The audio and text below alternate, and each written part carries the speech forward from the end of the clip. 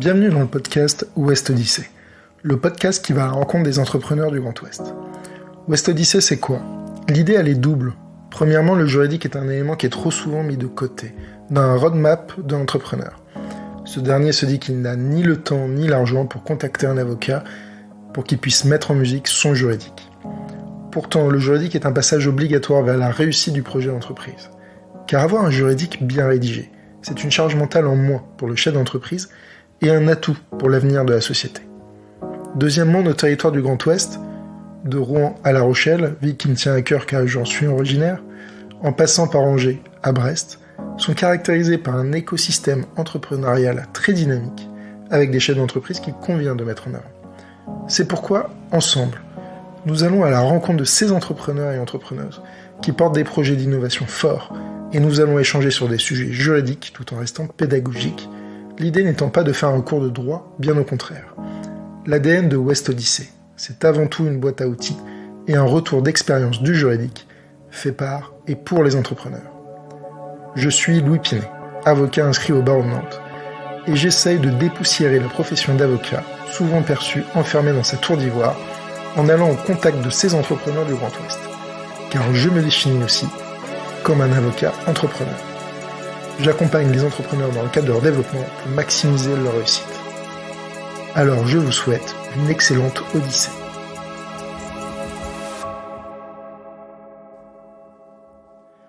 Bonjour à toutes et à tous. Aujourd'hui pour ce nouvel épisode de West Odyssey, le podcast qui va à la rencontre des entrepreneurs du Grand Ouest, j'ai le plaisir de recevoir Susana Nunes, cofondatrice de la société We Do Good, une société basée à Nantes qui a pour objet le financement non dilutif dans les sociétés de nos territoires. Alors aujourd'hui, nous allons parler royalties, RSE, société à mission, financement non dilutif. Mais avant tout ça, je laisse évidemment Susana se présenter. Bonjour Susana. Bonjour, je suis Susana, je suis cofondatrice de We Do Good. Et je suis portugaise de mon accent. D'accord, super. Alors, We Do Good, qu'est-ce que c'est? C'est quoi comme type de société? Quel est votre objet en fait? We Do Good, on est dans le milieu dans le secteur du financement. On accompagne des entrepreneurs qui ont besoin de financer leur entreprise avec une solution de financement en royalties, donc de financement non dilutif. On travaille beaucoup avec des entreprises en amorçage. C'est là qu'on a une plus grande valeur ajoutée parce que c'est plus difficile de se financer quand on se lance.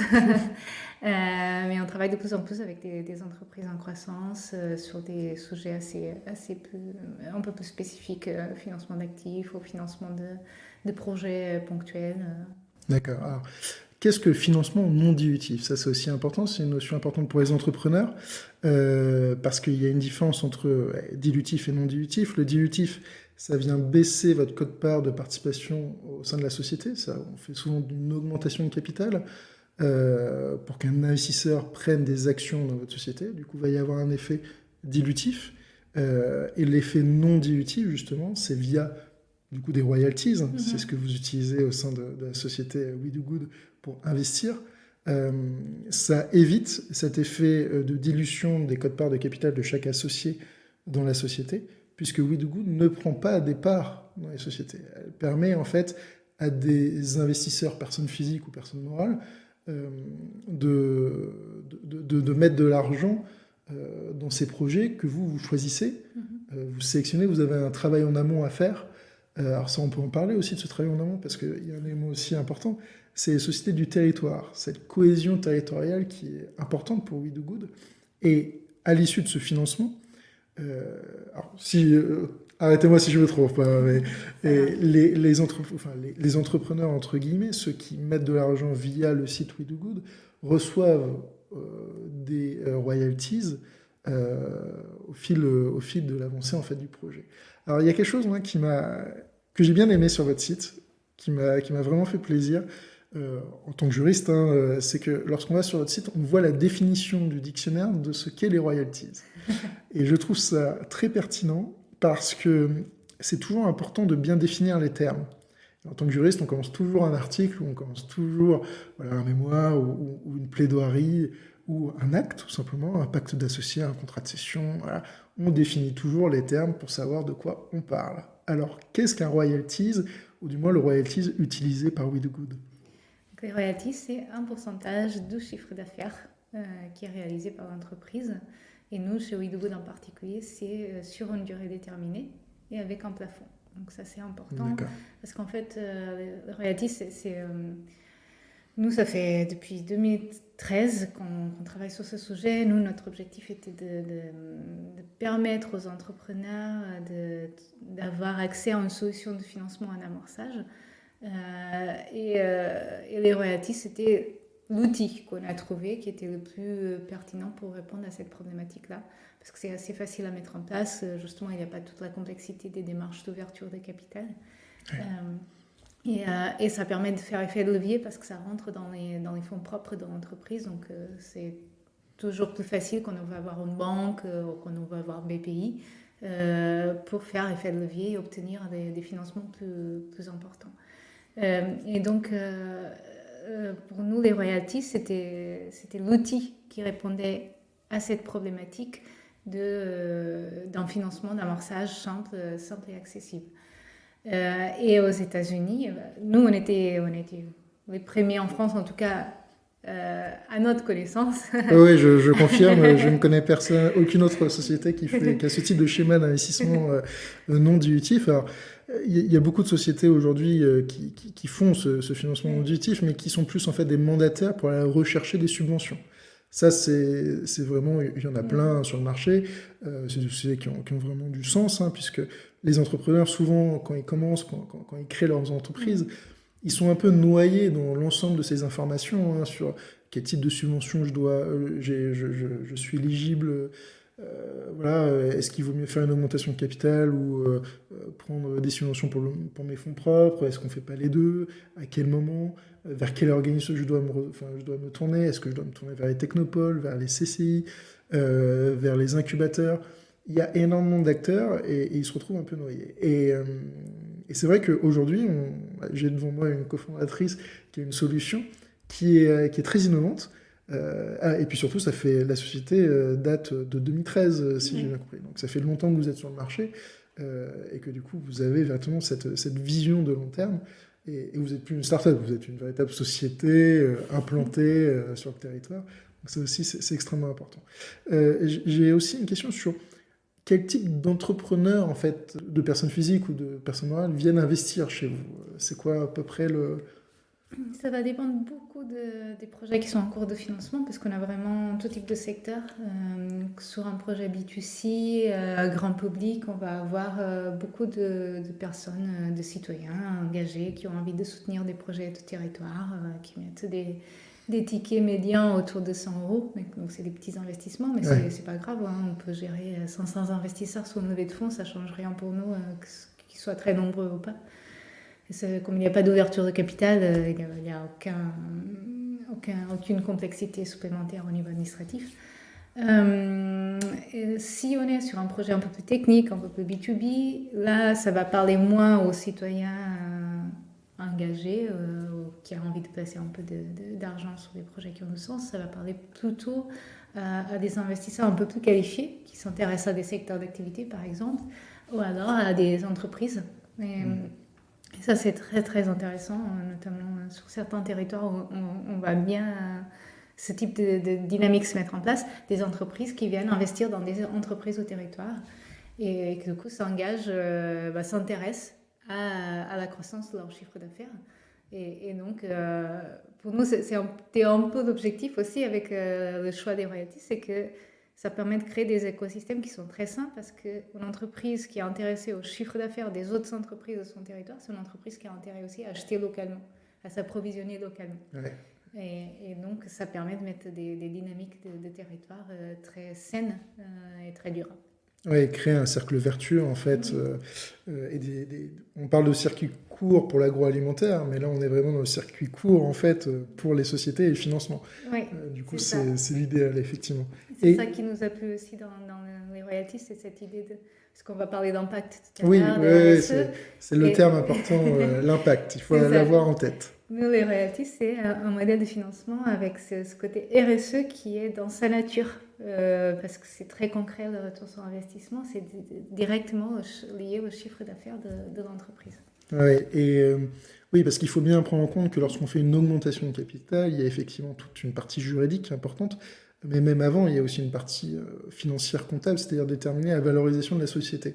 Vous, en passant via les royalties, vous avez pu cette problématique de valorisation des titres en fait d'une société, et du coup, vous avez pu aussi toute cette complexité d'une augmentation de capital, c'est-à-dire ériger un rapport du président, faire un procès-verbal, il y a des délais de convocation à respecter, des droits à respecter avec les anciens associés. Hein, ils ont ce qu'on appelle le DPS, le droit professionnel de souscription.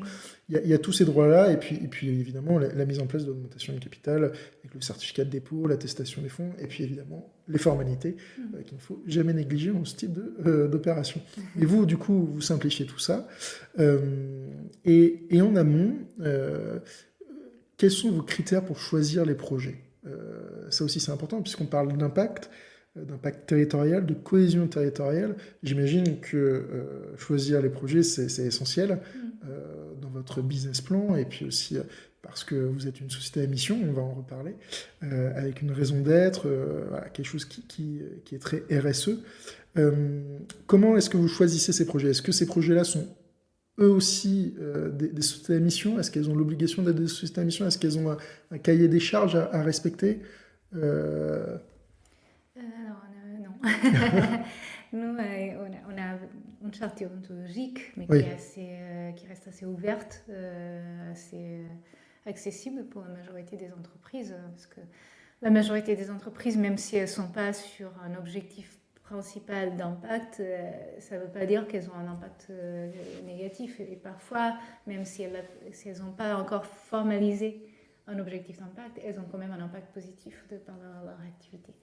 Donc on n'est pas fermé, la charte déontologique est là juste pour qu'on s'assure qu'on n'est pas sur des entreprises qui ont un impact négatif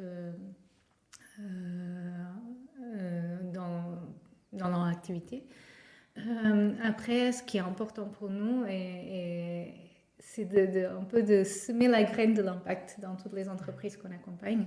Donc, ce qu'on va faire, c'est qu'on leur demande de remplir une grille d'évaluation de leurs impacts environnementaux, sociaux et économiques, même si ce n'était pas dans le cœur de leur activité au démarrage. Et l'idée, c'est de leur faire réfléchir, notamment les dirigeants, sur c'est quoi leur impact à tous les niveaux. Et ensuite, éventuellement, de leur donner aussi des idées pour la suite, parce qu'on sait qu'en termes de financement, aujourd'hui, ça compte. L'impact, ça compte. Un investisseur, quand il passe par notre plateforme, il ne va pas faire attention uniquement aux données financières, il va faire attention aussi à qu'est-ce que l'entreprise produit comme valeur sociale, économique, environnementale. Et ça va jouer sur son passage à l'acte, mais aussi sur le montant qu'il va investir. Et demain, ce sera le cas de tous les financeurs, les banques. Je ne peux qu'approuver ce que vous dites, parce que ça, on le voit dans la pratique, dans tous les dossiers, notamment dans les prises de participation des investisseurs qui font des prises de participation minoritaires dans les sociétés. Ils ont vraiment cet objectif RSE, et on voit maintenant des systèmes d'incitation vertueuse vis-à-vis de la RSE. Et un exemple très concret, un investisseur financier va regarder les objectifs. On va intégrer dans le pacte d'associés des objectifs RSE à faire à N plus 7, mettons. Je dis quelque chose, voilà, à N plus 7 de l'investissement. Et à N plus 7 de l'investissement, on va voir si le dirigeant a pu mettre en place l'ensemble de ces 4 thèmes qui sont dégagés de RSE. Et s'il a réussi à le mettre en place, on va venir en fait diminuer le taux d'intérêt, par exemple, des obligations convertibles, s'il y a des obligations convertibles émises. Et du coup, on est vraiment dans un système vertueux où on incite les dirigeants à réaliser, durant une certaine période, puisque évidemment les RSE ce sont des éléments d'impact sur le long terme, ces objectifs. souvent écologique, mais ça va dépendre essentiellement de l'activité de la société. Et s'il y arrive, eh bien, il y a, je puis dire, une carotte à la fin de l'investissement. Et ça, c'est très important, puisque, et je rebondis encore une fois sur ce que vous dites, un investisseur ne regarde plus uniquement que le BP, en fait, le business plan. Il ne regarde plus il ne regarde pas uniquement que les notions de EBITDA, de TRI, des notions très financières. Il va regarder eh bien, l'impact que la société a sur son territoire. Il va regarder l'impact écologique, l'impact social, l'impact sociétal d'un point de vue plus large. Et ça, certains dirigeants ne l'ont pas encore intégré, et pourtant c'est extrêmement important pour lever des fonds. Alors que ce soit lever des fonds dilutifs ou lever des fonds non dilutifs, ce qui est le cas de We Do Good. Oui, c'est ça. Donc non, c'est extrêmement important, et c'est pour ça qu'il faut faire de la pédagogie. Et du coup, mais c'est très important la pédagogie sur ce type de sujet, parce que très souvent, moi, quand je parle de RSE, quand je parle de société à mission, quand je parle d'impact sociétal aux dirigeants, c'est toujours un peu fumeux. Alors, c'est très marketing, mais c'est toujours un peu fumeux. On se dit, oui, alors très bien, je vais créer ma société à mission, mais finalement, concrètement, qu'est-ce qu'on fait, comment on place ça? Alors, je vais pouvoir marketer les éléments sur LinkedIn, mais finalement, voilà, c'est un peu du greenwashing, hein, mais concrètement, qu'est-ce qu'on fait? Et alors ça, on va en parler après. Mais il y a aussi quelque chose sur lequel j'aimerais qu'on s'arrête, c'est du coup sur votre parcours. Du coup, le mot impact est très important parce que c'est la première chose que vous m'avez dit. Je veux avoir de l'impact. Alors, expliquez-moi un peu, quel a été votre parcours pour avoir ce déclic de l'entreprise, vouloir devenir cofondatrice d'une société. C'était quoi le déclic et ce qui vous a poussé à faire ça? Alors, c'est une longue histoire parce qu'à la base, mes parents étaient entrepreneurs, hein, et moi, je m'étais toujours dit que c'était pas pour moi. Moi, je voulais des horaires normaux, des vacances, un salaire. Tout le monde a envie de ça, effectivement. Voilà. Donc moi, j'ai fait mes études et dans tout mon parcours, dans tout le début de mon parcours, j'étais sur quelque chose de beaucoup plus classique. Finalement, au fur et à mesure, je me suis rendu compte dans mes différentes expériences que j'avais trop d'énergie par rapport à ce qu'on me demandait et qu'au quotidien, j'étais quand même assez frustrée, même si j'ai toujours travaillé dans le domaine du développement durable, sur des sujets impact qui me passionnaient. Ben, je trouvais que ça allait pas vite. Et je voyais pas du tout mon impact au quotidien. Je le voyais de loin, à long terme, et je trouvais que c'était très frustrant. Et donc, j'étais assez engagée au niveau associatif en parallèle de mon travail, notamment quand je suis arrivée à Nantes. Je me suis engagée dans des associations liées au zéro déchet, au faire soi-même, la réparation d'objets. Et j'ai eu de la chance de croiser mon associé, Jean-David, à plusieurs reprises. En fait, il y avait des semaines où on se croisait 2-3 fois dans la semaine par hasard parce qu'on s'intéressait au même sujet et qu'on recherchait un peu la même chose, en fait. Et petit à petit, en discutant avec lui, en discutant ensuite avec l'équipe qui était déjà constituée quand je suis arrivée, je me suis rendu compte qu'il y avait quelque chose à creuser là. Et j'aime pas trop les risques, hein. Donc j'ai réduit mon temps. J'ai demandé à mon employeur de réduire mon temps de travail pour que je puisse passer plus de temps sur We Do Good en parallèle.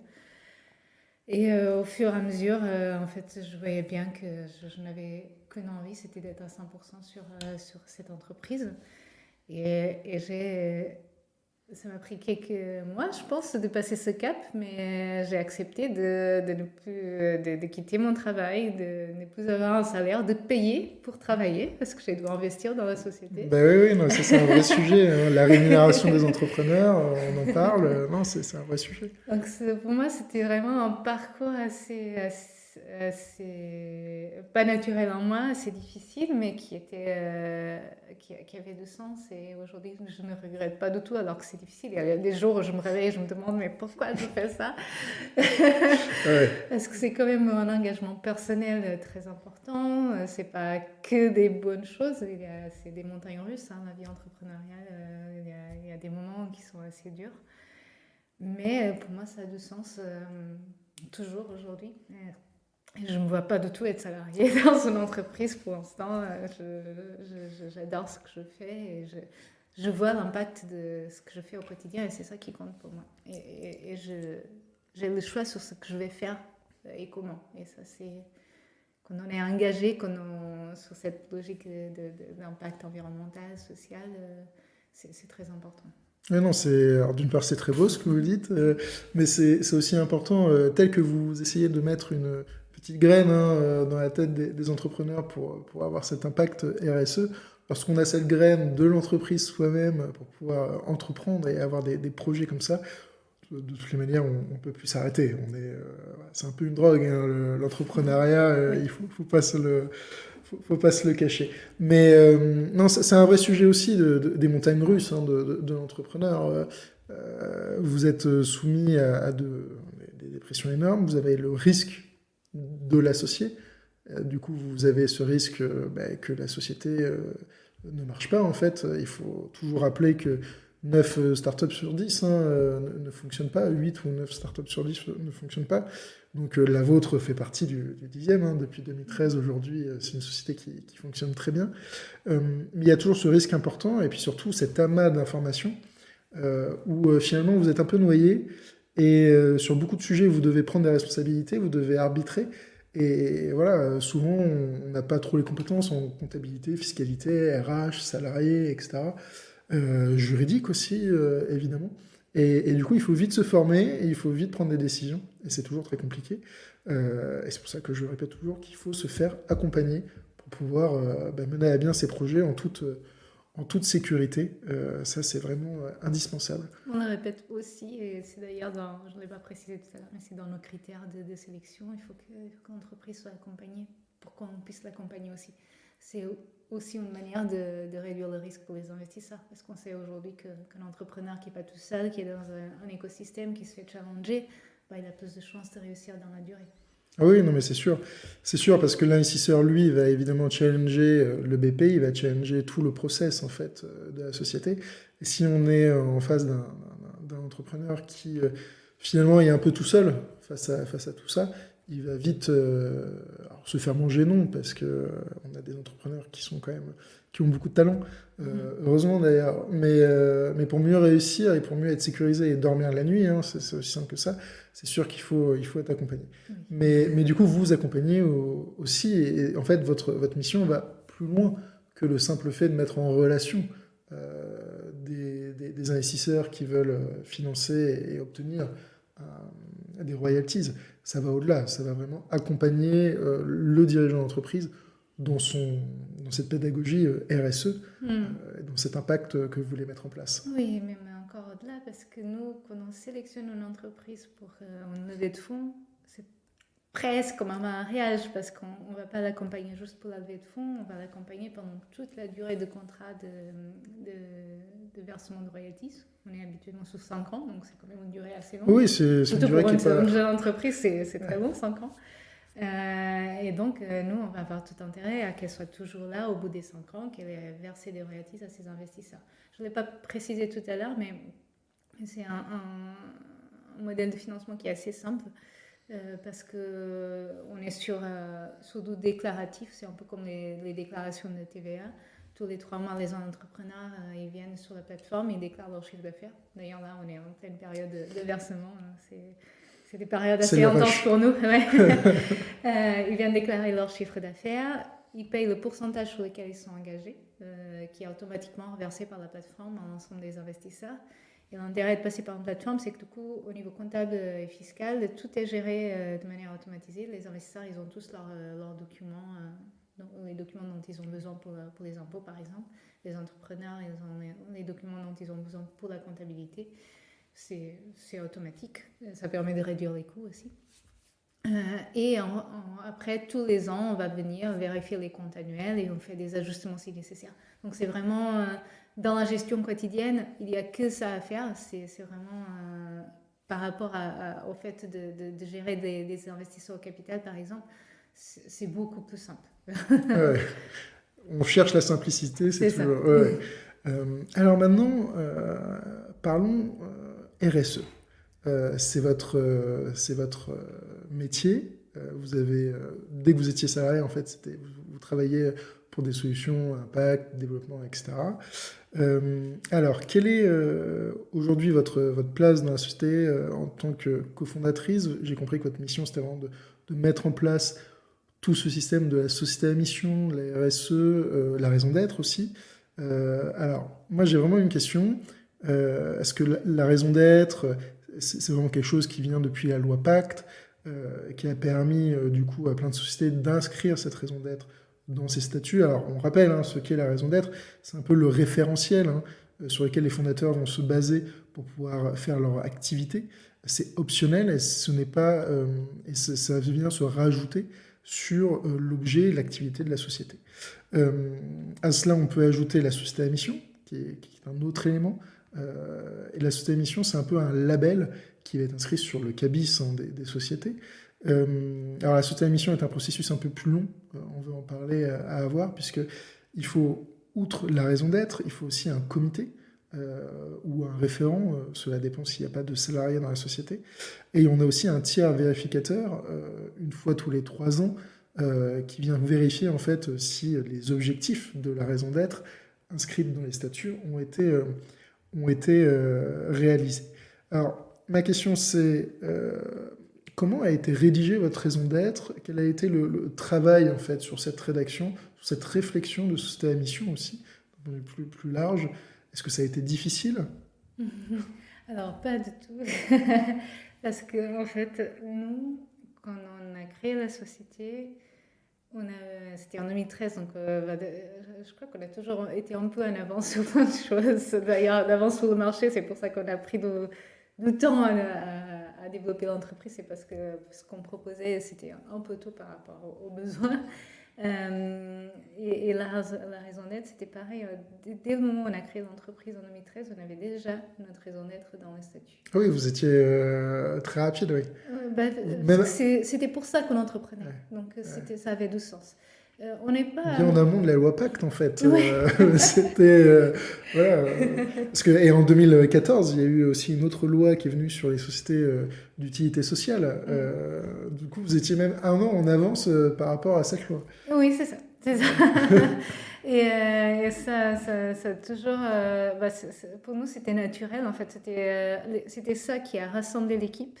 Moi, je suis venue pour ça, mes cofondateurs, mes associés sont venus pour ça. C'était pour ça qu'on entreprenait ensemble. Donc, on ne s'est jamais posé beaucoup de questions sur ce sujet. C'était plus sur le comment on va faire, plus que pourquoi.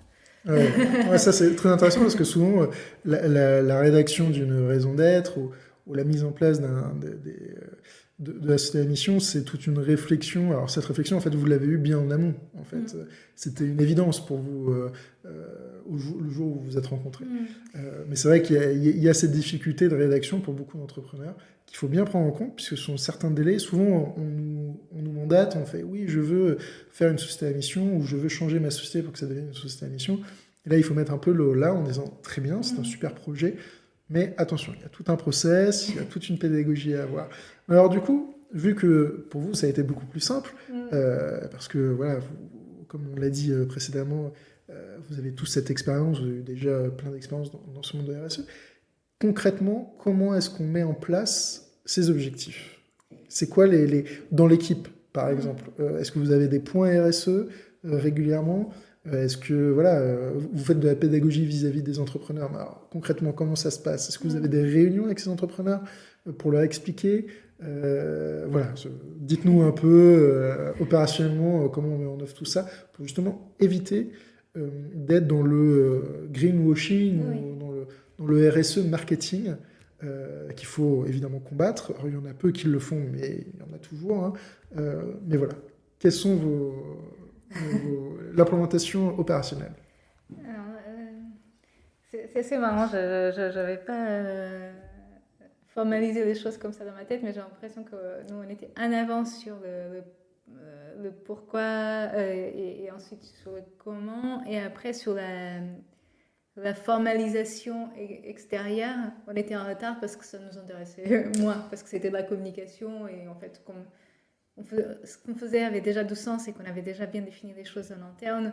Après, tout le reste, c'était du bonus. Et par exemple, sur l'entreprise à mission, on n'a pas cherché à l'avoir dans nos statuts parce que ça nous... On se dit, qu'est-ce que ça va nous apporter concrètement? On ne sait pas trop, donc on n'est jamais allé le chercher. L'agrément ESUS, on en parlera tout à l'heure, pareil, on n'a toujours pas, on est en train de le faire actuellement, alors qu'on aurait pu le faire dès le début.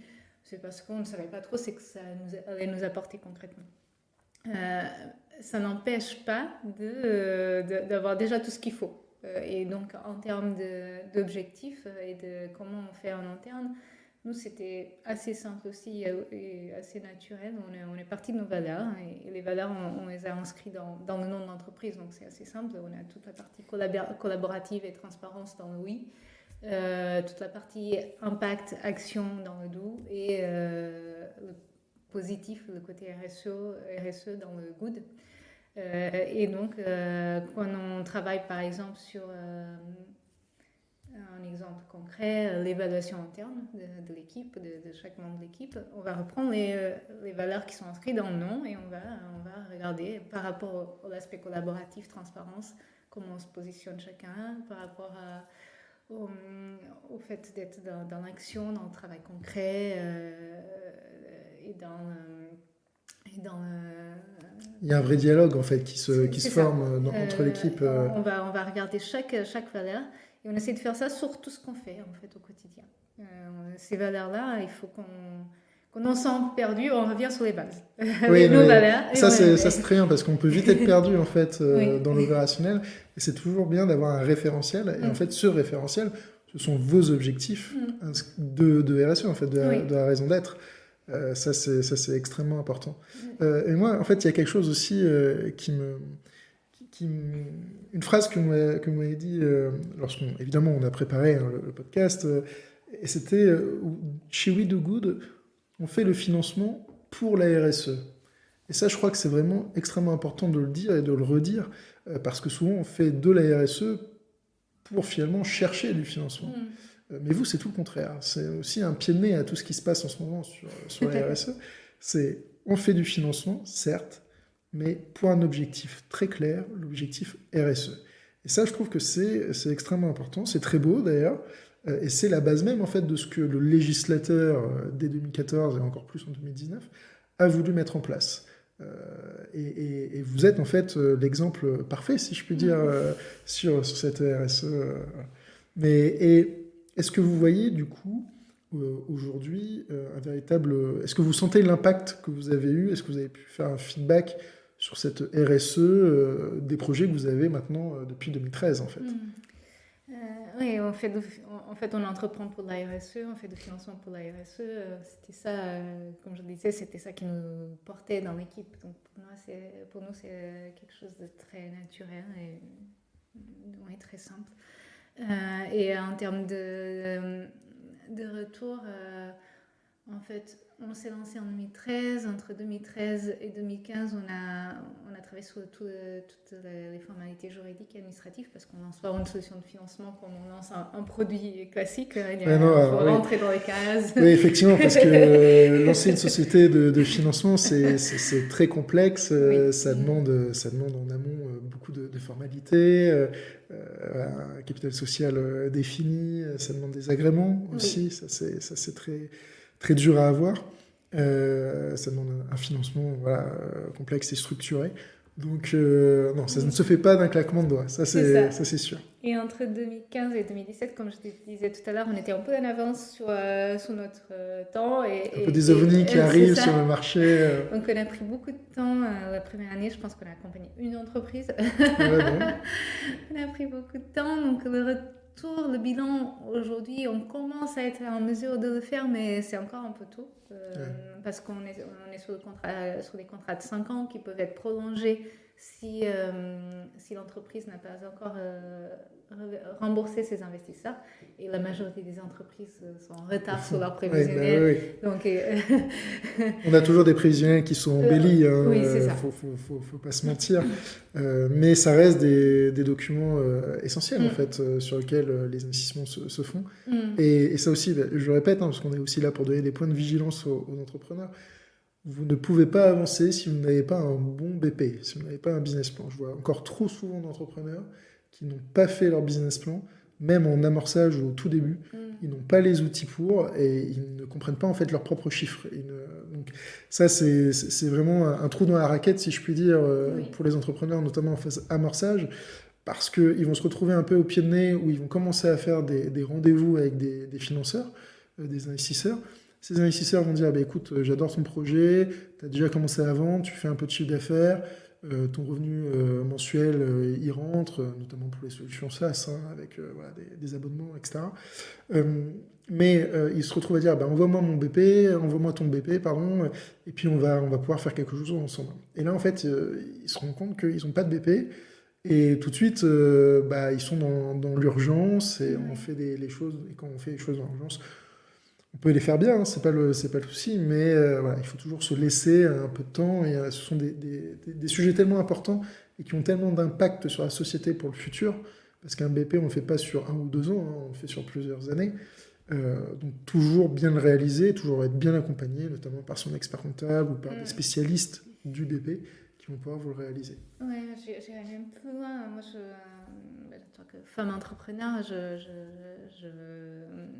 j'essaie aussi d'accompagner des entrepreneurs femmes dans le développement de leurs projets parce qu'on sait qu'elles sont un peu plus démunies, on va dire, notamment face à des financeurs. Et ça qui est un monde très masculin, il faut le rappeler.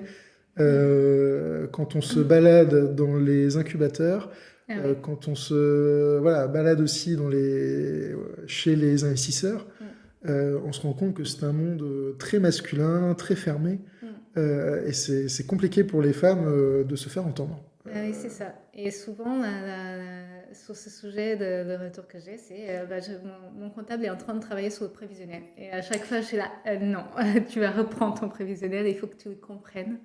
Que tu le maîtrises, même si c'est dur, si c'est pas ton métier. Moi, je viens pas du monde de la finance, je viens pas du monde juridique.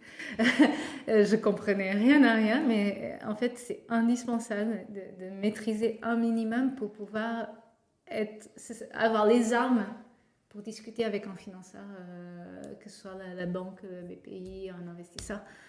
Parce que en fait c'est toujours une question de négociation, de pouvoir. Il y a aussi un rapport de pouvoir. Un rapport de force, oui, qui est indispensable dans les négociations. Hein. Et si on ne maîtrise pas les chiffres, si on ne sait pas exactement de quoi on parle, alors qu'on a un super produit, qu'on a tout ce qu'il faut autour, bah ça suffit. Ça ne marchera pas. Ouais. Ou alors ça marchera, on aura une belle levée de fonds, mais vous allez négocier un pacte d'associés qui vous sera complètement, qui sera contraire à vos intérêts, du moins en partie. Les entreprises portées par des femmes sont toujours moins bien valorisées que les entreprises portées par des hommes. Toujours, en moyenne. Donc, on a parité salariale en salaire homme-femme chez les entreprises, et là c'est pareil, la valorisation des titres des sociétés. C'est souvent une question de négociation, ça ne veut pas dire que c'est voulu par les financeurs ou par les employeurs. C'est juste que dans la négociation, on va chercher moins. Prix bas. Et donc, il faut revenir sur les bases et il faut prendre le temps de le faire, même si c'est pas forcément notre principal centre d'intérêt. Non, mais c'est toujours très important de le rappeler. Parce que évidemment tout ça, ce sont des sujets qui vont faire un impact sur les sociétés et sur le territoire. Oui. Parce que aussi c'est un vrai sujet de We Do Good, hein, c'est le territoire. Oui. Donc votre champ d'investissement, il est sur le Grand Ouest, il est sur toute la France, il est sur toute la France. Après, quand on regarde les levées de fonds, on voit bien que c'est toujours le cœur de la levée de fonds, c'est au niveau territoire. C'est où est implémenté le projet, où se développe son activité. Et on fait un petit rond autour et on va retrouver la majorité des investisseurs parce que c'est ça aussi qui va parler à quelqu'un qui met un peu d'argent, c'est de savoir que l'argent il va être placé localement. Oui, mais ça c'est extrêmement important. Et évidemment, c'est aussi un des éléments de la RSE, hein, de la raison d'être, agir localement. On voit très souvent dans les objectifs de la raison d'être, hein, cette cohésion territoriale qu'on met en place. Et c'est toujours plus simple d'investir dans les sociétés qui se situent à 10 km de chez soi, puisqu'on sait et on voit en fait de visu l'investissement et son retour, en fait. Oui. Donc ça, c'est très, très important. Mais alors, du coup, territoire, on parle, du coup, ici, on est à Nantes, puisque la société est basée à Nantes. On est donc, du coup, dans le Grand Ouest. Et un peu pour conclure tout cet échange qui a été très, très productif, c'est dans le Grand Ouest, du coup, quels sont les atouts pour entreprendre? Qu'est-ce qui vous a motivé à entreprendre ici à Nantes? Quels sont voilà, les éléments qui vous ont rassemblé autour de cette équipe de 4 cofondateurs qui ont monté cette boîte en 2013? Quels sont ces atouts du territoire pour créer votre société? Je crois qu'on est bien placé pour en parler parce que dans l'équipe, on est quand même 6, il n'y avait aucun Nantais. Ouais. Donc, si on s'est retrouvé à Nantes, c'est parce que l'écosystème était assez accueillant. Oui, du coup, on était incubé à Audencia déjà. D'accord. Parce que Jean-David avait fait cette école-là avec Adrien, mon autre associé. Mais en étant incubé à Audencia, au tout début, on ne s'était pas forcément rassemblés à Nantes. Ce n'était pas suffisant pour qu'on vienne tous. Et c'était au fur et à mesure des rencontres, on s'est rendu compte que déjà c'est un territoire qui est très, très ouvert, très bienveillant. On rencontre, on participe à un événement et on a déjà des invitations pour aller prendre l'apéro la semaine d'après. Très important l'apéro nantais. C'est ça. Alors que dans d'autres territoires, on n'a pas cet accueil-là. On l'a vécu personnellement. C'est beaucoup plus difficile de se créer, de créer du lien. Et c'est des carnets d'adresses qui s'ouvrent très facilement. C'est très étonnant. Tout le monde est prêt à nous mettre en relation avec quelqu'un. Ça va très très vite. Après, vous avez une très belle solution aussi. Mais on a cette solution partout en France. Et oui, c'est pas pareil. Oui, on sent bien que c'est pas pareil. Et l'autre aspect, c'est que c'est une vie très agréable à vivre à Nantes. Le cadre de vie est vraiment super. On est proche de la nature, on est proche de la mer. C'est une ville où le transport public est bien développé, où on peut faire que du vélo si on veut.